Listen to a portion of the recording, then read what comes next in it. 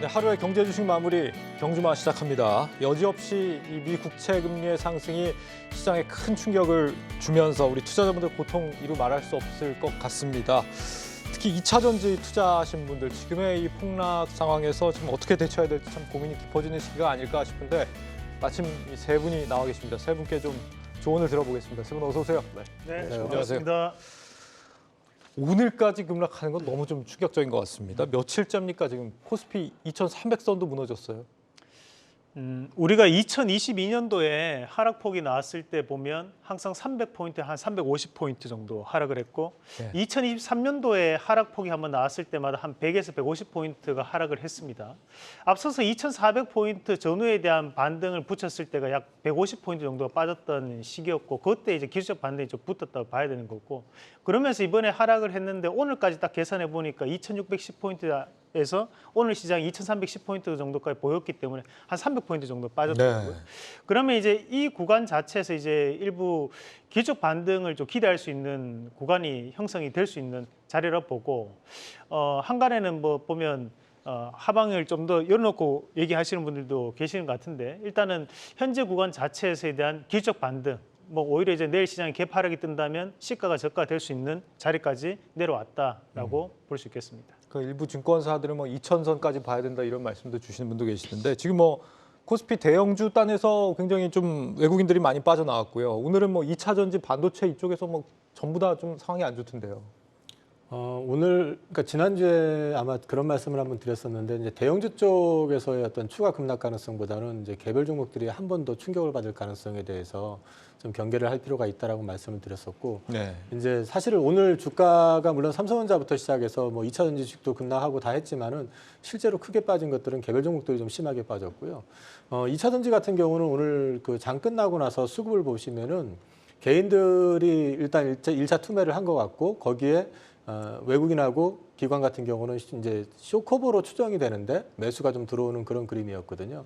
그래서 뭐 이게 끝이다라고 말씀은 못 드리겠지만 일단 개인 투매가 어느 정도 이제 나오기 시작했다. 그러면 여기서 바닥을 좀 확인해 주려고 그러면은 뭔가 센티적인 측면에서 그걸 강화시켜 줄 수 있는 강한 이슈가 나와줘야 되는데 현재 객관적으로 봤을 때 미국 국채 금리라든지 중동 전쟁 이슈라든지 그다음에 우리나라의 지금 신용과 관련돼 있는 수급 이슈라든지 그 외에도 뭐 오늘 또 보니까 미국 하원 의장이 또 친 트럼프 강성의 그 의원이 또 당선이 되면서 이게 또 어떤 나비 효과를 불러올 수 있냐면은 11월 17일 날 결국 또 미국이 셧다운이 될 가능성을 좀 높여주는 어떤 그런 그림이 나온다는 점에서 여전히 좀 부담은 좀 시장을 좀 안고 있는 그런 그림으로 보여집니다. 근데 저는 사실 오늘 조금 조심스럽긴 하지만 큰 수량은 아니지만 오늘부터는 조금 주식을 많이 빠진 상태에서 담았거든요. 일부 섹터 같은 경우는. 예. 그래서 제가 지금 바닥이라고 말씀을 드리는 건 아니지만은 여기서 이제 그 신용이라든지 대출을 활용하신 분들 같은 경우는 여전히 리스크 관리가 필요할 수 있기 때문에 반등 시에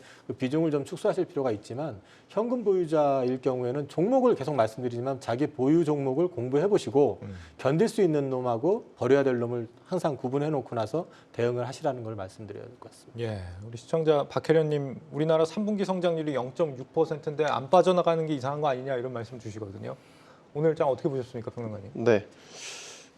지금은 올라갈 이유를 찾기는 힘들 것 같고요. 네. 떨어질 이유만 계속 보이는 장이니까 지금의 하락세가 사실 끝나기를 바라긴 하지만 언제 끝날지를 장담할 수 없다는 게 더 큰 고통인 것 같아요. 그러니까 여러 가지 주식시장 주변에 혹은 그 안에 있는 위험들을 우리가 뭔지는 아는데 그 끝이 어디냐라는 걸 이제 우리가 얘기할 때 그걸 참 측정하기 어렵다는 게 힘든 부분인 것 같습니다. 뭐 네. 미 국채 뭐 계속 얘기하지만 뭐 5% 넘나 들었다가 좀 떨어지는 듯 하다가 다시 또 오르니까 바로 주식 시장에서 반응을 보이지 않습니까? 또 뭐 이스라엘 하마스 전쟁 같은 경우도 오늘 속보로 나왔지만 지상군이 가자 지구에 이제 들어가면서 물론 전면적인 지상군 투입은 아니지만 어쨌든 전쟁이 조금 더 확대될 기미가 보여 이런 것들이 이제 불확실성으로 작용하는 부분들인 것 같고요. 뭐 우리의 주도주였던 2차 전지 같은 경우는 뭐 수급이 무너진 지 오래고 이익 하향도 계속해서 되고 있기 때문에 이런 부분들이 반대 매매 뭐 공포까지 겹쳐지는 이런 상황에서 사실 반등의 포인트를 잡기는 심리적으로 봤었을 때 아직까지는 어렵지 않나 이렇게 봅니다.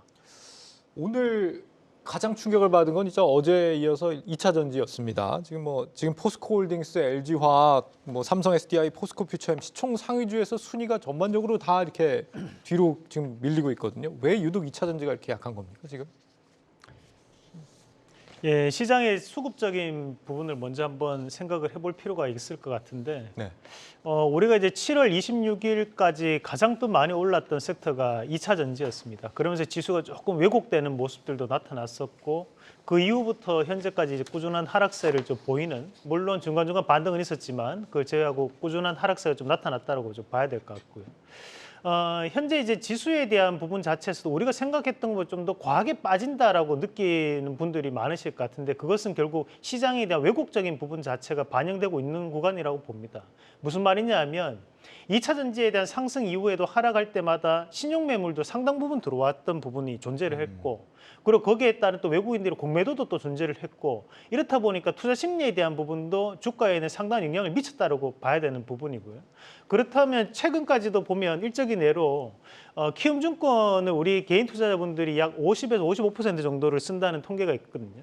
근데 그 키움증권에서는 에코프로나 에코프로 BM 또는 이제 포스코 홀딩스, 포스코 푸체엠에 대해서 신용 초과에 대한 부분으로 검증서 표시를 해놨던 부분이었습니다. 하지만 최근 들어서 이제 신용 매물이 다시 한번 거래가 되게끔 진행이 되게 되는데 그 말은 뭐냐면 그만큼 고점 구간 자체에서 신용에 대한 부분을 쓰면서 들어왔던 분들도 많았기 때문에 지수에 대한 부분도 왜곡이 이루어졌었던 거고 대신에 현재는 조금 과하게 빠진다 싶은 것도 결국 이런 신용 매물을 좀 더 해소하기 위한 과정에서 좀 더 주가에 대한 변동폭도 크게 나타나는 반대 매매에 대한 부분도 나타나면서 이런 지금 현재 지수에 대한 영향까지 주는 그런 양상들이 아닌가라고 보고 그것을 좀 더 부각시키는 것이 또 외국인들에 대한 매도도 있었고 또 외국인들의 또 불법 공매도에 대한 특정 섹터군도 또 2차 전지였거든요. 그런 여러 가지 것들이 좀 겹치면서 2차 전지가 좀 더 과하게 하락하는 부분이 아닌가. 다만 여기서 지수가 결국 오르기 위해서는 2차 전지가 반드시 올라줘야 됩니다. 그래서 저는 2차 전지에 대한 반등도 곧 다 와간다라는 말씀을 그래도 좀 드리고 싶습니다. 시청자 주식중수님, 신용 개미 털기가 끝나야 반등이 나올 듯 싶은데 신용 이조는 더 줄여야 될 것 같다 이렇게 말씀하시거든요. 그게 이제 우리가 이제 결과론적으로 뭐 말씀을 드리는 거지만 저도 이제 저희 유튜브를 통해서도 2차 전지에 대한 섹터를 얘기할 때마다 이 신용 물량이 상당한 변수가 될 수 있다는 얘기를 계속적으로 했던 이유도 단기적인 부분 자체에 대한 상승을 할 때마다 윗꼬리가 계속적으로 달려왔다는 거죠. 그러면 그 말은 끊어먹는 물량들이 존재를 했던 거고 대신에 이제 신용을 달고는 주가가 강하게 뽑아낼 수는 없습니다. 그래서 현재는 그런 오히려 이제 신용에 다시 한번 거래가 될 수 있다는 것은 그만큼 신용 물량들이 반대 매매를 통해서 해결되어 오고 있다는 과정으로 우리가 또 봐야 되는 거니까 오히려 지금은 이제 가격적인 부분을 좀 더 집중할 필요가 있지 않나라는 말씀을 좀 드리고 싶고 딱 한 말씀만 더 드린다면 SK 하이닉스가 보면 2022년도 3월 달에 12만 원을 이탈하고 난 다음에 주가가 하락을 했었거든요. 근데 그게 주가가 하락하면서 7만 8만 원대까지 내려갈 때 SK 하이닉스를 보면서 우리가 다들 실망을 했습니다. 이게 반도체가 도저히 반등 안 나올 것이다라는 얘기를 했단 말이에요. 근데 이번에 12만 원대 올라갈 때까지 약 1년 3개월, 1년 5개월 정도 걸렸거든요. 그러면 이제 우리가 이런 대형주 안에서도 주도주 패턴을 보이는 종목군들은 반드시 회귀하는 성질을 가진다는 걸 좀 말씀을 좀 드리고 싶습니다.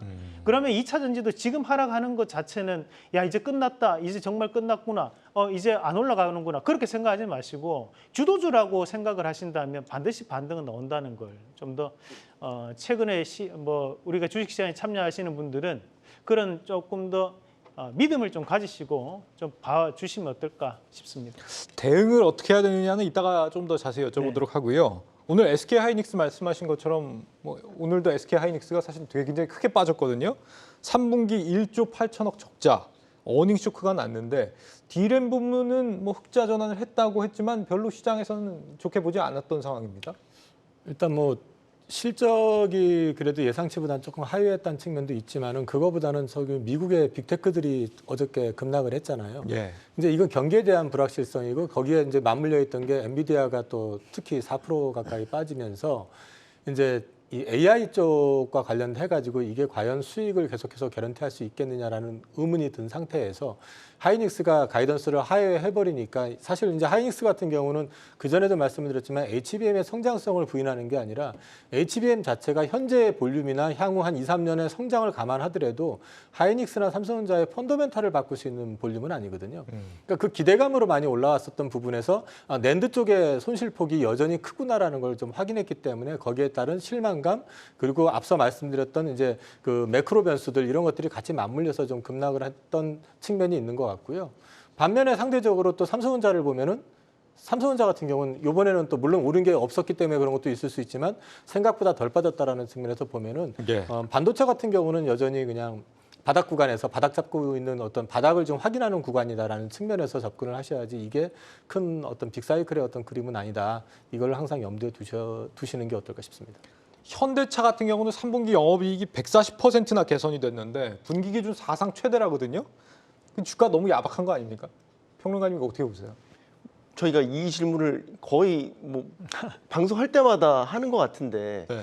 이제 물론 현대차, 기아 투자하신 분들한테는 이 주가의 흐름이 참 그 탄력이 없다라는 게 아쉽겠지만 전 지난번에도 말씀드렸는데 이제 미국 자동차 회사들 뭐 GM 얼마 전에 실적 발표했잖아요. 포드라든지 뭐 그런 대표적인 글로벌 자동차 업체들의 주가를 보면 현대차, 기아 주가가 오히려 나쁘지 않다, 선방하고 있다라는 생각이 들거든요. 거의 뭐 반토막, 3분의 1 토막 난 뭐 그런 상태이니까요. 그리고 이제 GM 같은 경우는 최근에 이제 실적 발표하면서 여러 가지 이제 중장기 성장 전략들을 다 줄이고 철회하고 뭐 이런 모습들까지 보였잖아요. 그런 흐름들과 비교해 보면 현대차, 기아 주가를 너무나 우리가 박하게만 볼 건 아닌 것 같아요. 그나마 이런 흐름 속에서 잘 버텨주고 있는 주가의 모습이 아닌가, 저는 이런 측면에서 보고 싶습니다. 예. 반대 매매도 지금 역대급입니다. 이미 뭐 며칠 새 반대 매매 당한 게 뭐 2조 원이 넘는다 그런 얘기가 나오는데 한 달 새 반대 매매 위기에 놓인 계좌 수가 뭐 3배로 급증했다 이런 소식도 있고요. 반대 매매가 이렇게 많다는 거에서 우리가 뭐 어떤 걸 좀 예상해 볼 수 있는 겁니까? 이 다음에는? 과거에 보면 이제 증권사에서 ELS를 판매를 하고 난 다음에 네. 그 ELS에 대한 부분 자체에서 그 우리가 커트라인이 넘어버리면 이제 손실이 돼버리죠. 확정 손실이. 그런 부분으로 이제 그 ELS 상품이 많이 나왔을 때 보면 주가가 하락했을 때가 상당히 많았거든요. 네. 마찬가지로 이제 그런 하락이 이루어지고 난 다음에 개인들에 대한 물량을 털어내고 상승하는 경우가 상당히 많았다는 거죠. 그것을 이제 우리가 선물 옵션 할 때는 휩소라는 부분으로 기술적 분석으로 대응을 하곤 합니다. 지금도 이제 마찬가지로 이제 우리가 신용에 대한 반대 매매가 나오고 난 다음에는 항상 강한 급등 양상들이 항상 나타났었는데 우리가 일정이 내려 이번 주 안에서도 월화 수요일을 보면 이제 바닥을 한번 찍고 난 다음에 강하게 장중 밑꼬리를 달고 올라왔던 날이 있었어요. 네. 그런 날 같은 경우에도 이제 하방을 한번 테스트하고 난 다음에 그 다음 날은 원래 강하게 또 뽑아줘야 되거든요. 근데 그런 힘 자체가 없었다는 것은 반대 매매가 나와서 물량 소화는 이루어지고 있는 것은 사실이나 대신에 지금 자체의 시장에서는 호재가 너무 부족하다 보니까 사실 반등에 대한 폭이 상당히 작게 나타나고 있고 개별주에 대한 위주로 나타나고 있다라고 봐야 될 것 같습니다.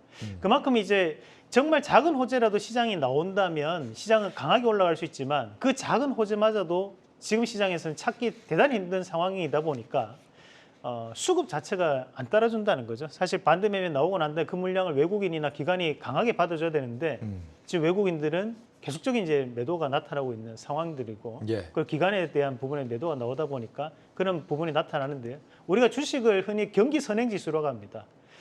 그런데 지금 현재 본질인 이 경제에 대한 침체 국면이 좀 와 있다 보니까 성장률도 이번에 0.6% 성장을 기록했다고 하는데 그렇다 보니 이 상황 자체가 빠르게 타개할 수 있는 V자 반등이 나오지 않고 옆으로 횡보하는 국면이 이어지지 않나라고 봐야 될 것 같습니다. 예, 지금 주가 조작 때문에 거래가 정지됐던 영풍재지 그리고 대양금속 거래가 재개되면서 한가 앞으로 뭐 며칠간 계속될 수 있다 이런 걱정들도 있는 것 같더라고요. 이사님 여기서 뭐 가장 직격탄을 맞게 되는 건 뭐 키움증권 아닌가 싶기도 하고 이게 뭐 여파가 굉장히 커질 수 있을 이슈일까요? 어떻게 보세요? 일단 키움증권 같은 경우는 이제 미수채권이 발생하겠죠. 이게 지금 아직도 시가총액이 영풍재지 같은 경우는 1조가 넘기 때문에 네.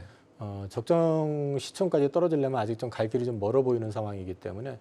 근데 이제 이게 문제가 이제 영풍재지만의 어떤 문제로 이제 끝나면 괜찮은데 이게 좀 그 주변으로 조금 더 이어질 반대가 반대를 좀 부르는 그런 상황이 조금 더 이어질 수가 있기 때문에 이거를 시장에서 누가 받아줄 것이냐 하는 이제 그런 문제가 좀 생길 수 있다. 그래서 반대가 반대를 부른다는 게 무슨 말씀이세요? 예를 들어서 지금 영풍재지 한 종목만 가지고 투자가 돼 있는 계좌 같은 경우는 그것만 반대면 계속 반도매매가 나가겠죠. 그러면서 미수채권이 발생이 되겠지만 네.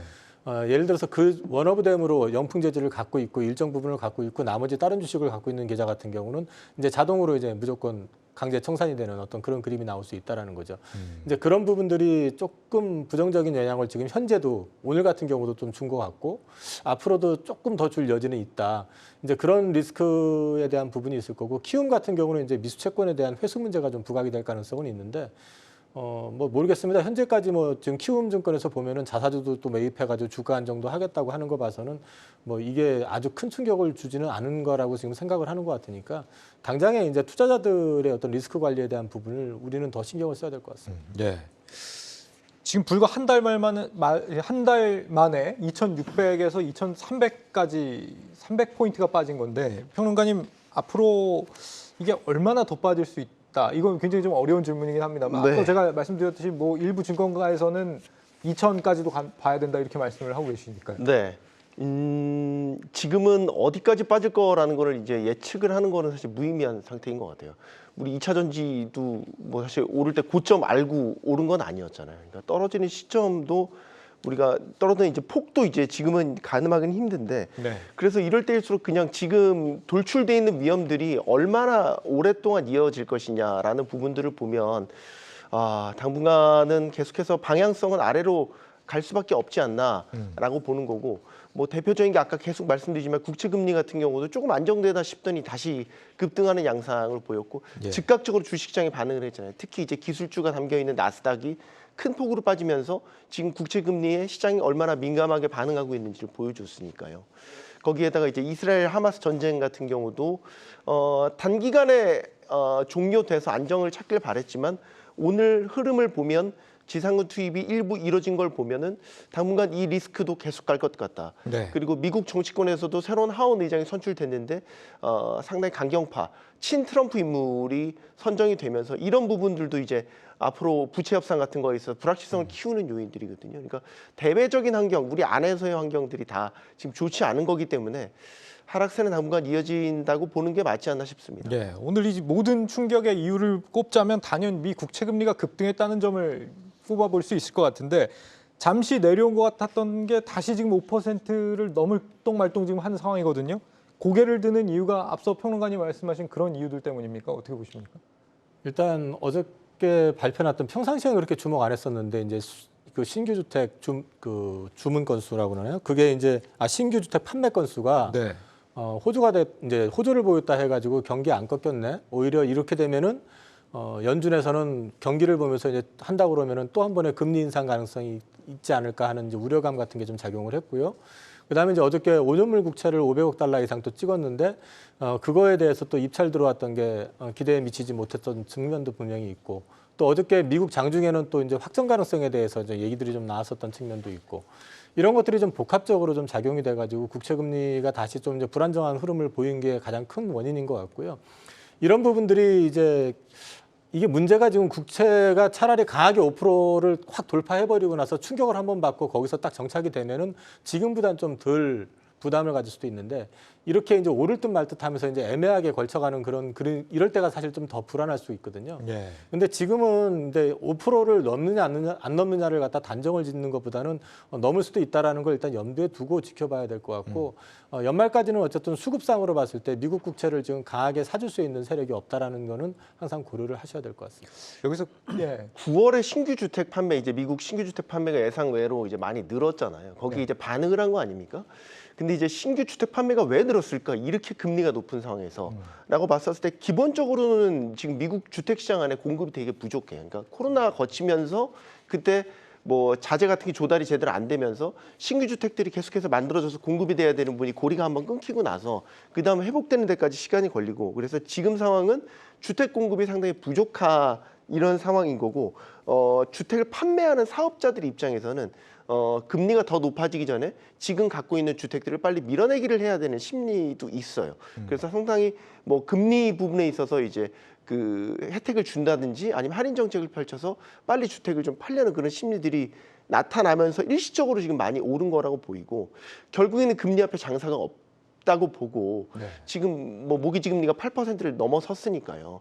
이거는 앞으로는 계속해서 주택 시장을 위축시킬 요인으로 작용한 가능성이 높다라고 봐야 돼요. 그러면 국채금리의 금리 전망하는 측면에서 보면 지금 신규 주택 판매 이거는 일시적인 요인이라고 보고 저는 이제 오늘 밤에 나오겠죠. 3분기 성장률이 미국이 발표가 될 텐데 굿뉴스가 배드뉴스가 되고 배드뉴스가 굿뉴스가 되는 게 지금 시장의 모습 아닙니까? 그럼 예상보다 지금 3분기 성장률이 높게 나온다라고 보면 지금 그렇게 많이 점쳐지고 있기 때문에 그럼 미국 경제가 상당히 지금도 뜨겁다라고 인식이 될 거고 이거는 연준에 있어서는 다시 한번 금리 인상을 가동할 수 있는 빌미가 될 수 있어서 그런 부분들을 국채 시장에서는 지금 우려하고 있지 않나라고. 더 부정적인 전망이 나올 수밖에 없는 부분이네요. 굿뉴스가 배드뉴스가 되는 거겠죠. 예. 네. 여기서 지금 국채 금리가 오르는 게 왜 증시의 악재인지 좀 친절하게 설명해 줬으면 좋겠다라는 댓글들도 일부 계셔서 다시 한번 좀 짚고 넘어가겠습니다.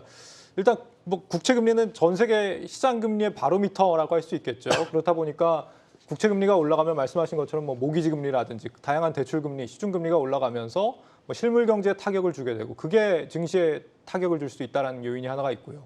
둘째는 이제 세계에서 가장 안전한 자산이 국채이기 때문에 국채에서 뭐 원금 보장하면서 사실 5%까지 보장을 해준다 이러면은 증시에서 뭐 큰 손들은 다 당연히 네. 국채로 빠져나갈 수밖에 없는 그런 상황이다. 이런 점 때문에 증시에 악재가 된다라는 거고요. 그래서 앞으로 이제 금리, 국채 금리 향방에 따라서 굉장히 모든 것들이 좀 달라질 수 있다 우리가 이렇게 전망을 하고 있는데 최근 한 달 동안 서학개미들이 가장 많이 매수한 게 뭐냐 분석을 해봤더니 이 TMF ETF랍니다. 이게 미 국채 3배 레버리지. 그러니까 개인분들은 앞으로 국채 금리가 떨어질 거에 좀 베팅을 하고 들어가신 것 같아요. 네. 근데 월가에서는 의견들이 좀 엇갈리고 있거든요. 지금 6, 7%까지 간다라는 분들도 계시고 아니면 지금 기준금리가 미국의 기준금리 수준 정도까지 한 5.3% 정도까지 이상은 못 올라갈 거야 이렇게 말씀하시는 분도 계시고 혹은 경기 침체와 함께 앞으로 국채금리 떨어질 거다 이렇게 보는 분도 계시고요. 평론가님은 어느 쪽 입장이십니까? 심리적으로 1차적으로 지금 이제 금리 상단, 그러니까 미국의 기준금리 상단이 이제 5.3에서 5.5 그 밴드 범위를 넘어서는 이제 금리가 10년물에서 나타나게 되면 시장은 다시 한번 충격을 받을 것 같습니다. 근데 이제 금리 예측을 하는 게 쉽지는 않지만 최근에 이제 그 미 국채가 발행이 돼서 시장에서 소화가 된 그런 상황들을 보면 상당히 수요가 부진했어요. 그 이유는 예상보다 이제 물량이 좀 더 많이 나오니까 시장에 소화되는 게 좀 떨어지게 되고 이에 따라서 이제 가상금리가 거기에 더 붙는 이런 모습으로 나타났거든요. 네. 지금 5년물 입찰 수요도 상당히 부진했었고요. 지난주에 있었던 그 입찰 수요도 상당히 부진했어요. 지금 이런 상황에서 지금 미 국채 발행은 계속해서 늘어날 여지만 갖고 있거든요. 시장에서 다 소화를 못할 거라고 보는 거죠. 그러니까 자꾸 프리미엄 금리가 여기에 붙게 되는 거잖아요. 그럼 이거는 계속 금리를 밀어 올리게 될 요인이 될 거라고 보고 기술적으로 봤었을 때는 5.2%에서 5.5%까지 열어둔다라고 보고 그 이상 6, 7%를 예상하는 건 너무 이제 공격적이라고 보기는 하는데 네. 지금 이런 흐름에서는 뭐 불가능하다라고 볼 수도 없겠죠. 어쨌든 방향은 계속해서 위로 향하고 있다라고 봐야 될 것 같습니다. 지금 국채 매수하시는 분들은 이제 못해도 내년 정도가 되면은 국채 금리가 좀 떨어지지 않을까 이런 예상들을 하시고 아마 매수를 하시는 게 아닐까 싶은데 원인이 뭐냐에 따라서 상당히 오랫동안 안 떨어질 가능성도 있지 않습니까? 뭐 전쟁 때문에 지금 정부 부채는 더 많이 찍어내야 되는데 네. 가뜩이나 최근에 돈은 많이 풀어가지고 달러를 바라보는 전 세계의 어떤 시선이랄까요? 이런 게 좀 예전 같지 않기 때문에 이렇게 국채가 올라가는 거다라고 한다면은 국채 금리가 앞으로 굉장히 오랜 기간 안 떨어질 가능성도 있지 않을까? 그렇습니다. 그렇게 볼 수 있는 게 일단 미국 정부, 연방 정부가 안고 있는 부채 수준이 상당히 높아져 있고 이런 것들을 메우기 위해서 정부 입장에서는 이게 악순환의 반복일 수 있는데 국채 발행을 계속해서 늘리면서 지금 메어가고 있는 이런 상황인 거거든요. 네. 그러니까 그 연방 정부에 대한 부채가 획기적으로 줄어들 수 있는 어떤 정책의 전환이나 이런 게 있지 않는 이상 계속해서 시장에서는 미 국채에 대한 신뢰도가 예전에 비해서는 많이 떨어져 있는 거고, 그러면 투자 수요를 일으키기 위해서는 가상금리를 붙여줄 수밖에 없는 거고, 이런 식의 악순환들이 계속해서 일어난다고 보는 거죠. 그러니까 아까 말씀하셨던 내년 가도 그러면은 획기적으로 금리가 떨어질 환경들이 만들어져 있지 않다라고 보는 게 합당한 논리겠죠. 네. 그리고 내년에 또 그 미국 정치권의 재선이 있지 않습니까? 뭐 그런 부담들도 불확실성들이 커져 있기 때문에 단기간에 국채 금리가 빠르게 하향 안정될 거다라고 보는 시각은 굉장히 마이너한 시각이다. 이게 한번 생각을 해봐야 되는 부분이 네. 이번에 이제 국채 금리가 오늘 한번 반짝 또 튀었던 것이 10년물 국채 금리가 갑작스럽게 튄 게 아니고 그 전에 5년물, 우리가 흔히 5년물과 7년물은 중기 채권 금리라고 하거든요. 그런데 5년물에 대한 부분 자체가 전쟁이 이루어졌음에도 불구하고 수요가 그만큼 안 붙었다는 거예요. 원래 우리가 전쟁이 이루어지면 안전자산에 대한 선호도가 증가를 하는 거니까, 그러면 미 국채에 대한 수요가 크게 증가를 해서 다시 한 번 더 이자율이 낮아질 수 있겠지라는 기대를 할 수 있는 건데, 예. 생각보다는 수요 자체가 증가를 안 했다는 거는 이거는 지금 이자 자체도 높은 상황인데도 불구하고 시장이 경기 침체에 대한 부분도 있는 거 아니야? 돈을 그냥 좀 더 가지고 있어야 되는 거 아니야라는 생각도 있다는 거죠. 그렇다 보니까 지금 현재는 우리가 생각하는 것은 이 전쟁이 이루어졌으니까 수요가 금방 증가할 것이고 이자가 금방 떨어지겠지라고 생각은 하지만 생각보다 이 상황 자체가 오래 갈 수 있다는 겁니다. 제롬 파월 의장도 계속적으로 얘기하는 부분이 현재 미국의 물가 상승률을 감안했을 때는 고금리에 대한 상황을 좀 더 이끌어 가겠다라는 얘기를 지금까지 계속적으로 해왔고, 심지어 연초에는 집 사면 안 됩니다라고 미국 국민들한테도 얘기를 했었어요. 그만큼 이 주식시장에 대한 부분과 부동산 시장에 대한 부분에서 금리가 영향을 크게 미치고 있기 때문에 미국이 내년에 곧장 내년이 되고 난 다음에 금리 인하를 한다는 것은 조금 어렵지 않을까. 오히려 정말 물가 상승률에 대한 부분이 3% 이내로 들어오는 것을 완벽하게 확인하고 난 다음에야 제롬 파월에 대한 스탠스가 바뀔 수 있는 거고, 지금 이제 또 한편으로는 지금 연준은 항상 보면 한쪽에 맹목적으로 달려가는 모습들을 많이 보여왔습니다. 예. 그러면 과거 2020년, 2021년도 같은 경우는 완전 고용을 목표로 그 방향으로만 달려오다 보니까 인플레이션이 이루어졌던 거였거든요. 그러면 지금 현재 연준의 목표는 뭐냐? 물가 상승을 억제하겠다는 게 목표라는 거죠. 여기에서 이 물가 상승을 억제하겠다는 목표가 중요한 이유가 증시를 부양하겠다는 목표가 아니라는 부분입니다. 물가 상승을 억제를 시키고 난 다음에 그 다음 스텝은 증시 부양이겠죠. 그러면 일단 물가 상승이 먼저 돼줘야지만 우리가 지금은 증시가 부양할 수 있는 위치까지 갈 수 있는 거니까 우선은 이제 금리에 대한 부분도 고금리가 당분간 유지될 가능성이 높기 때문에 저는 금리 인하에 베팅하는 것은 지금은 조금 어렵지 않나라는 말씀을 좀 드리고 싶습니다.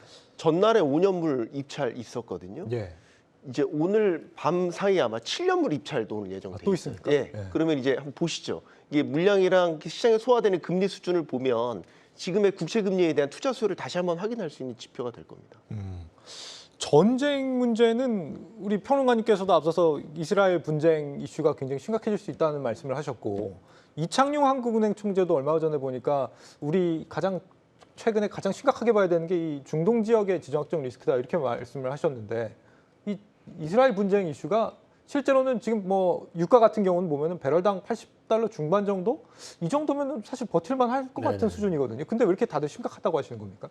일단 우리가 그 산유국이 아닌 상태고, 그다음에 그 석유 수입의 한 80~90%가 지금 중동에서 오고 있기 때문에 네. 그쪽에서 분쟁이 나와가지고 만약에 유가를 심하게 건드릴 경우에는 우리는 그 직격탄을 맞을 수밖에 없는 구조잖아요. 그러니까 당연히 그 중동전에 대해서 예민할 수밖에 없고, 그다음에 다들 아시겠지만 뭐 이스라엘하고 그 팔레스타인 간의 어떤 분쟁 자체는 이게 역사 자체가 그 논할 수 없는 아주 깊은 역사를 가지고 있는 지역이기 때문에 이게 어떻게 끝날 것이다라고 섣불리 판단하기도 어렵고, 또 사실 미국이 이스라엘 말을 듣느냐 이스라엘이 미국 말을 듣느냐 항상 논란이 있잖아요. 근데 네. 이스라엘이 결코 그 미국이 시키는 대로 하는 국가는 아니다라는 거.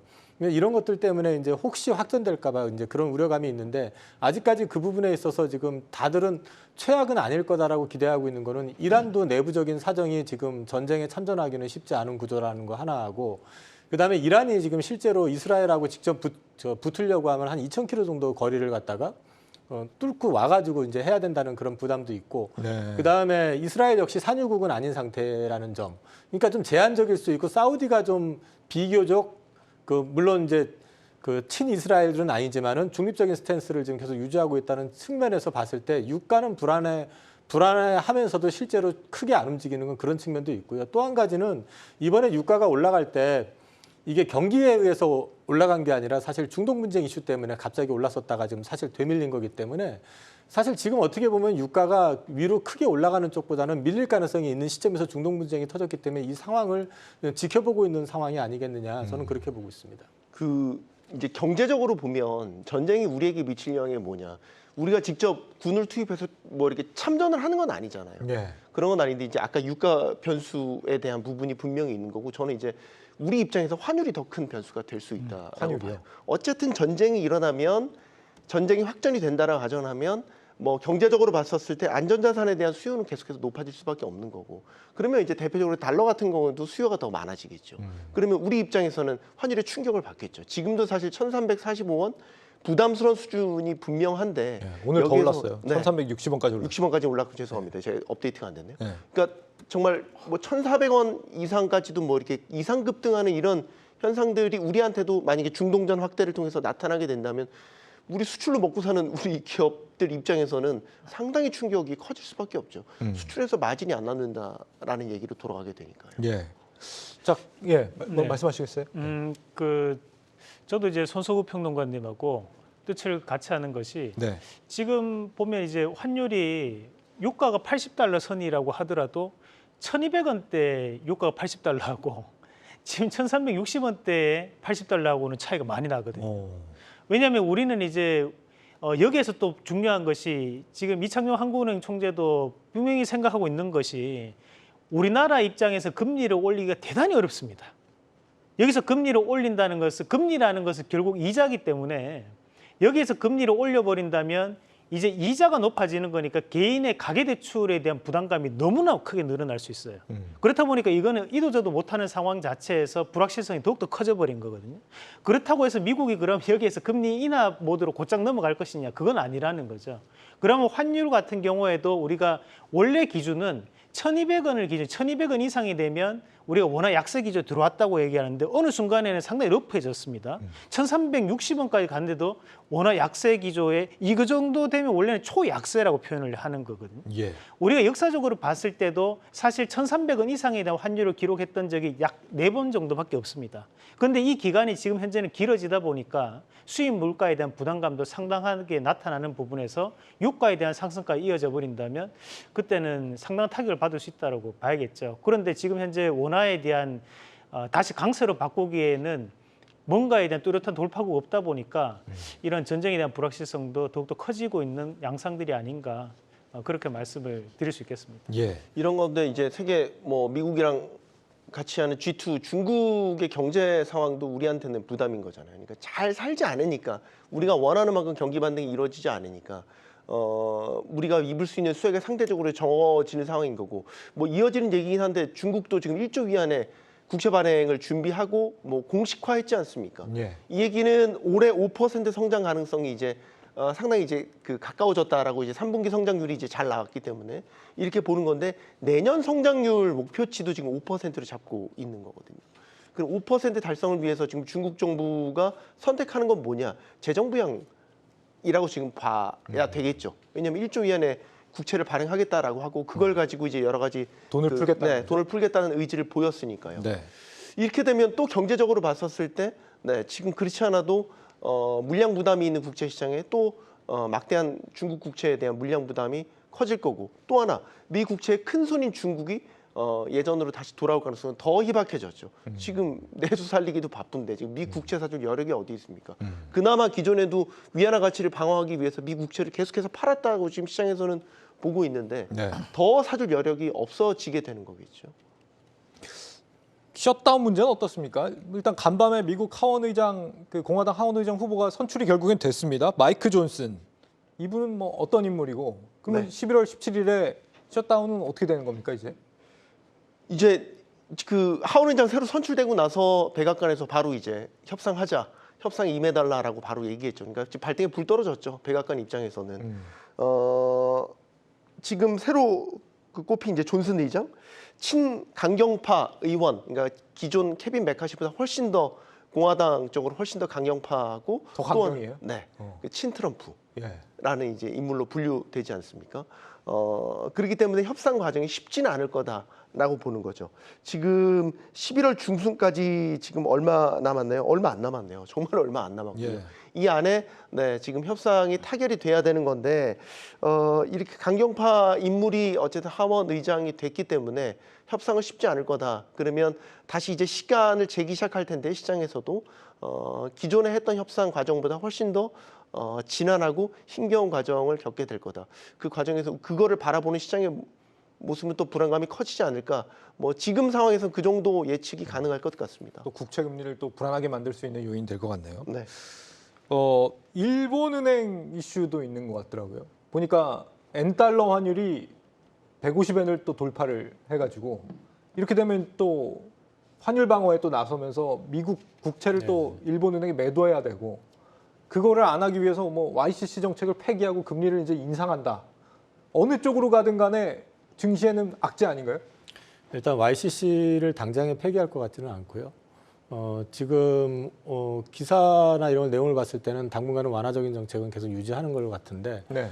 아마 이제 또 그 폐지보다는 이제 밴드를 좀 더 넓히는 그런 어떤 스탠스를 좀 보여가지고 좀 융통성을 좀 발휘할 것 같기는 한데 일본이 지금 그걸 폐지한다고 해가지고 금리를 아주 급격하게 올릴 상황은 또 아니거든요. 그래서 일본 역시도 지금 이제 정책을 수행하는 데는 좀 어려움이 좀 있을 것 같아요. 그래서 지금 글로벌 경제를 전반을 놓고 보면 굉장히 복잡하게 지금 꼬여 있는 느낌입니다. 아까 말씀하셨던 그 중국 국채 발행 같은 경우도 결국에는 그거는 또 양적 완화적인 스탠스이기 때문에 또 위안화에 또 약세를 초래하게 될 거고 네. 이게 또 원화에 또 약세를 초래할 가능성도 역시 또 연결이 되는 거고 일본 엔화 같은 경우도 지금 150엔 지난번 같았었으면 지금 150엔 도달했었으면 바로 매도 나오면서 대응이 나왔을 텐데 엔화를 매입하면서 안 나오잖아요 지금 상황이. 그래서 조금 이제 너무 부정적인 이슈들이 지금 막 극단적으로 지금 펼쳐져 있다 보니까 그래서 사실 시장이 더 불안해하고 있는 그런 측면이 있는 것 같기는 한데요.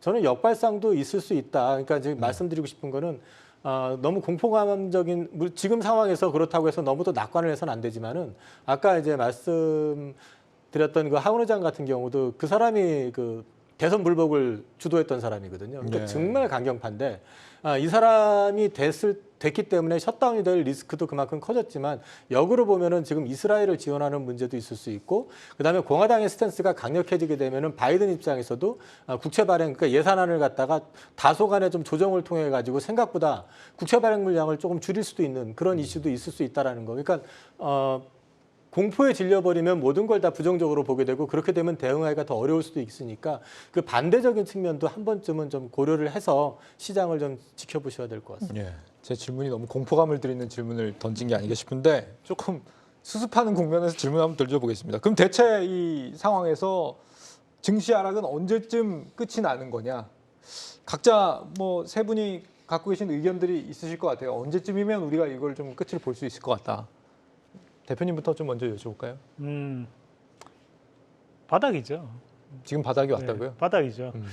다만 이제 우리가 이 상황에서 이거를 이제 단기적으로 보느냐 아니면 길게 보느냐에 대한 차이라고 봅니다. 뭐 제가 정말 이제 여기가 딱 바닥입니다. 이런 것들은 좀 더 상세하게 여러분들께 말씀을 드려야겠지만 우리가 일반적인 여러분들 뭐 삼성전자라든지 뭐 또는 SK하이닉스나 이런 반도체나 2차 전지 이런 종목군들을 주도주에 대한 매매를 하시는 분들 입장에서는 지금부터는 조금씩 담아도 좋다라는 말씀을 좀 드리고 싶습니다. 과거에도 앞서 SK하이닉스에 대한 비율을 들어서 말씀드렸지만 12만 원이 깨지면 내려올 때 8만까지 내려올 때 또는 과거의 현대차 2013년도에 26만 원대부터 시작해서 2020년도에 8만 원, 6만 원대까지 내려올 때 다들 공포에 질렸겠지만 결국 그런 종목군들은 회귀하는 성질을 가지고 있거든요. 왜냐하면 우리나라 증시를 이끄는 종목군들이라는 거죠. 그런 주도주에 대한 부분을 대형주로 매매하시는 분들은 1년이라는 시간을 놓고 봤을 때 현재 구간 자체가 바닥이냐 아니냐 이거를 좀 더 중립적인 시각으로 좀 바라봐야 될 것 같아요. 그러면 현재 구간 자체에서 추가적인 하락이 나타난다면 그때는 그래도 매수를 해야 된다라는 말씀을 드리고 싶습니다. 예. 지금처럼 장이 안 좋을 때가 매수 적기다 이렇게 말씀하시는 분들이 우리 대표님처럼 많이 계시더라고요. 근데 국채 금리 상황을 보면 아직 좀 더 기다려야 된다라고 말씀하시는 분도 계시고 이사님 생각은 어떠세요? 저는 계속 현금 비중을 늘려왔었고 그 다음에 이제 오늘 아까도 앞서 말씀드렸지만은 큰 수량은 아니지만 작은 수량이긴 하지만 오늘 일단 좀 많이 빠졌을 때 물량을 일부 담았는데 지금 현금을 갖고 계신 분들이라고 그러면 분할 매수를 해보실 구간에 들어선 것 같기는 해요. 오늘도 이제 조선주 같은 경우 이제 실적 발표들 거의 다 했고, 네. 그다음에 이제 시장에서 예상했던 것보다 쇼크가 나왔었기 때문에 주가가 좀 되밀렸으면 이제 앞으로 이쪽이 그 예상했던 것보다 왜 실적이 안 좋았는지에 대해서 이제 점검하는 리포트가 나올 거고 그 부분에 있어서 이게 그러면 일회성이냐 지속될 것이냐를 판단해 보시면서 이제 대응을 하셔야 되는 것처럼 이런 것들이 이제 하나씩 나올 때마다 시장에서는 이제 조금씩 이제 주식을 좀 담아도 괜찮을 것 같기는 한데 문제는 이제 주식만 갖고 계신 분들이나 주식 비중이 많으신 분들이거든요. 근데 저는 감당하실 수 있을 만큼만 주식을 하시라고 계속 말씀을 드리거든요. 네. 그러니까 이게 주식 뭐 예를 들어서 2차 전지다 하면 2차 전지 역시 마찬가지로 2차 전지 100%를 갖고 계시는 거는 본인이 감당이 가능하면 그게 가능한 얘기지만 그게 아니라고 그러면은 본인이 감당할 만큼만 그 비중을 조절을 하시라는 말씀을 드리고 있기 때문에 지금 구간에서는 반등이 나온다고 해도 이제 또 사실은 그거 반등 나왔을 때 어떻게 대응할지 또 모를 거란 말이에요. 그러니까 항상 본인의 어떤 투자 성향이라든지 이런 걸 감안하셔가지고 비중 조절이라는 걸 하시고 이번에 반등 나올 때 반등이 나온다면 이게 다시 또 대세 상승으로 연결되는 데까지는 시간이 좀 꽤 걸릴 겁니다. 그래서 일정 부분 본인이 자신 없는 종목은 반드시 현금화를 좀 병행하셔가지고 현금을 일정 부분은 유지를 하시면서 시장을 대응하시라고 말씀드리겠습니다. 예. 지금 미국의 빅테크들 상황을 보면 아직 빅테크는 아직은 온전한 상태거든요. 충격이 아직 안 왔다라고 볼 수도 있을 것 같기도 하고. 네. 그러니까 어떻게 아까 생각하세요? 네. 이제 언제가 바닥이냐 이제 이런 질문을 주셨으니까 바닥이 언제인지는 모르겠는데 바닥에 왔더라고 하더라도 올라갈 상승 이제 그 반등폭 그 탄력성이 우리가 가지고 있을까 여기에 대한 의문을 제가 갖게 된 건 사실 이제 밤사이에 여러 이제 그 실적들이 나왔던 빅테크 업체들의 실적 거기에 따른 주가 반응들을 보면서 그런 생각을 좀 하게 됐거든요. 실적은 일단 숫자 자체는 다 좋았잖아요. 마이크로소프트부터 해서 뭐 알파벳, 메타까지 다 실적들은 괜찮았어요. 예. 호실적이었고 뭐 부분별로 예상치보다 조금 밑돈 건 있지만 전체 매출과 영업이익 다 시장 예상치 웃돌았는데 주가는 희비가 엇갈렸단 말이죠. 그럼 거기서 뭐가 차이가 있었냐라는 걸 봤었을 때 사실 지금의 실적보다는 내년과 내후년에 대한 플랜을 더 많이 투자자들은 봤던 것 같아요.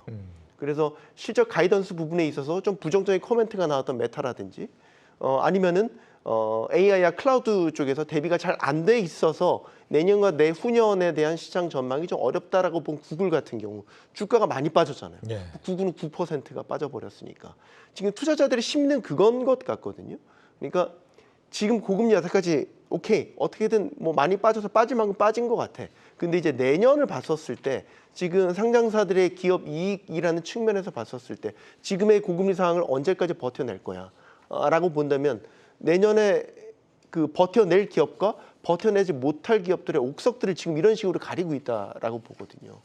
그럼 이제 이걸 우리 시장에 대입을 해보면 이런 환경 매크로 환경 속에서 내년에 그럼 얼마나 잘 대응을 할 수 있겠어? 라고 본다면 사실 네, 크게 기대를 가질 수 있는 기업들이 얼마 안 되죠. 우리 주도주라고 할 수 있는 뭐 반도체 정도? 뭐 2차 전지는 아직은 모르겠으니까. 그래서 저는 긍정보다는 좀 비관적인 시각이 지금은 좀 더 큰 게 사실인 것 같습니다. 네. 뭐 애플도 요즘 뭐 중국 이슈 때문에 좀 부진한 부분도 있고 엔비디아 같은 경우도 중국 이슈에 똑같이 겪고 있기 때문에 과연 실적이 지금 좋게 나올 수 있을까 아직 좀 의구심이 남아 있는 상황인데 자, 그 최근 몇 달 동안 저희 경제마와 함께 하신 분들이라면 우리 이사님께서도 조언을 한번 해주신 적이 있지만 현금화를 어느 정도 해놓으신 부분이 있을 거라고 믿습니다. 전액 주식에 투자를 하고 계신 분도 아마 계실 거고요. 후자인 경우에 지금 굉장히 힘드신 상태라는 생각이 드는데 각각 어떻게 대응하는 게 좋을까 좀 여쭤보고 싶어요. 우선 현금이 좀 있는 분이다. 언제쯤부터 들어가고 어디에 좀 들어가는 게 좋으냐? 어떤 의견이십니까? 근데 우선 오늘 시청자분들이 한번 입장에 생각해 봤는데 채널을 돌리실 것 같습니다. 네. 아이고 여기 틀어도 이렇게 나쁜 얘기만 나와 이렇게 생각하실 수 있을 것 같은데요. 네. 뭐 과거에 이제 코로나가 터졌을 때도 우리가 이제 1369포인트 하락을 하면서 그때도 이제 항상 보면 이제 비관론자들이 엄청나게 많아집니다. 그 시기가 되면. 그러면서 이제 1200포인트 간다, 아니다 800포인트 간다, 심지어 500포인트 간다. 뭐 댓글들도 보면 나쁜 댓글은 다 올라옵니다. 그런데 이제 결국에는 그때도 좀 더 적극적으로 대응을 했던 분들은 큰 수익을 또 얻을 수 있는 거고, 내려올 때까지 기다렸던 분들은 결국에는 아무것도 못하고 내려오겠지 하다가 3600포인트 갔거든요. 우리가 지금도 보면 2300포인트가 내려오면 매수해봐야지 하고 생각했던 분들도 저는 계실 거라 봐요. 근데 막상 2300포인트 딱 깨지고 오니까 겁나거든요. 그리고 그 밑에 2150이 또 보입니다. 거기까지 가면 또 신저가가 또 보이겠죠. 매수를 할 거면 조금은 단순하게 좀 저는 대응할 필요가 있다고 봐요. 최악에 대한 상황이 나타났을 때가 오히려 또 최선에 대한 선택이 될 수 있는 것처럼, 우리가 코로나가 이후에도 누구나 다 U자형 반등이 안 나올 거라고 했어요. 무조건 정체하면서 그냥 경기 침체가 들어갈 것이다 했지만 그렇게 가파르게 반등이 나올 줄 아무도 몰랐습니다. 지금도 이제 마찬가지라고 저는 봅니다. 예. 지금 이제 시장을 너무 그냥 비관적으로는 보지 마시고, 앞서 말씀드렸던 것처럼 우리가 주도주를 매수하시는 분들 또는 이제 대형주를 매수하시는 분들은 지금부터 충분히 나눠 담을 수 있는 시점이 왔으니까 오히려 한 번만에 뭔가에 대한 바닥을 잡는다 생각하지 마시고 지금 자리부터 꾸준하게 하방을 좀 모아 가신다면 충분히 성과를 보일 수 있다. 그럼 주도주는 뭐냐? 반도체, 2차 전지, 자동차, AI 로봇, 이 섹터군은 지금 현재 시장에서도 강세였지만 금리 인하가 되고 나면 더욱더 강세가 나타날 수 있는 업종이라 봅니다. 그 업종군들에 대한 부분에서 저가에서 모아가는 전략 말씀드리고 싶습니다. 예. 김지민 님이 채널 안 돌리신대요. 예. 좀 감사하다는 말씀을 드리고요. 만약 주식에 전액을 이렇게 들고 들어가 계신다거나 현금 비중이 아주 적으신 분들이라면 뭐 어떻게 하시는 게 좋겠습니까? 지금 상황에서? 일단 저는 계속 말씀드리지만 보유 주식을 다시 한번 점검을 하셔가지고 끝까지 가져갈 주식하고 이거 이제 불안한 주식들, 전부 다 불안하다 그러면 전혀 준비가 안 되고 이제 말하자면 귀로 듣고 남한테 들어서 투자하신 거고, 본인이 직접 투자하신 거라고 그러면 그 회사의 투자 아이디어라든지 지금 현재 매크로 상황이라든지 그걸 대비를 해보셔가지고 이거는 가지고 견뎌도 괜찮겠다 싶은 쪽은 유지를 하시고요. 네. 그렇지 않은 것들은 뭐 지금 좀 냉정하게 얘기하면은 언제든지 반등 나오면 팔아라가 아니라 지금이라도 일부 현금화를 시켜놓고 오히려 이제 장이 좀 안정이 됐을 때 본인이 집중할 수 있는 종목에 투자를 하시는 전략이 전 더 나을 것 같고요. 저 같은 경우 계속 말씀을 드리지만 저는 장이 좀 불안해지면은 특히 이제 매수를 했을 때 예. 확률적으로 손실 나는 것들이 더 많아지게 되면은 기계적으로 현금 비중을 좀 늘리거든요. 그래서 현금 비중을 계속 늘려왔었다고 말씀을 드렸는데 앞으로도 이제 그런 부분들을 한번 생각해 보세요. 본인이 투자를 하는데 내가 운이 좋아서 계속 수익이 나는 그건 장이 좋아서 그런 거고요. 계속해가지고 손실 날 경우는 그건 장이 안 좋아서 그런 거예요. 본인 실력이 없어서라기보다. 그럴 때는 좀 기계적으로 좀 현금을 갖다가 만들어내는 예. 전략을 해보시는 것도 좋습니다. 이사님, 2차 전지 쪽은 좀 최근 한 달 동안 사실 굉장히 충격이 단기적으로 특히 네네네. 더 큰 쪽이지 않습니까? 네. 뭐 어떻게 해야 됩니까 여기? 일단 어저께 LG엔솔 컨콜하고 GM 컨콜이 같이 나왔었는데 그쪽에서 일단은 전체적인 그림에서 말씀을 드리면 내년에 어떤 성장에 대한 부분이 톤다운 됐어요. 그리고 GM에서 특히 뭐 24년도까지 40만 대 팔겠다고 하는 계획을 전면적으로 백지화했다. 이것 때문에 충격을 받아서 빠졌는데 네. 그거는 사실 센티적인 측면에서 더 충격을 줬던 거라고 생각을 하거든요.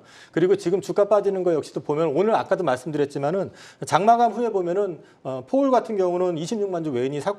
에코프로도 15만 주 샀습니다. 그러면 이 얘기는 지금 숏 커버가 나오고 있다는 얘기거든요.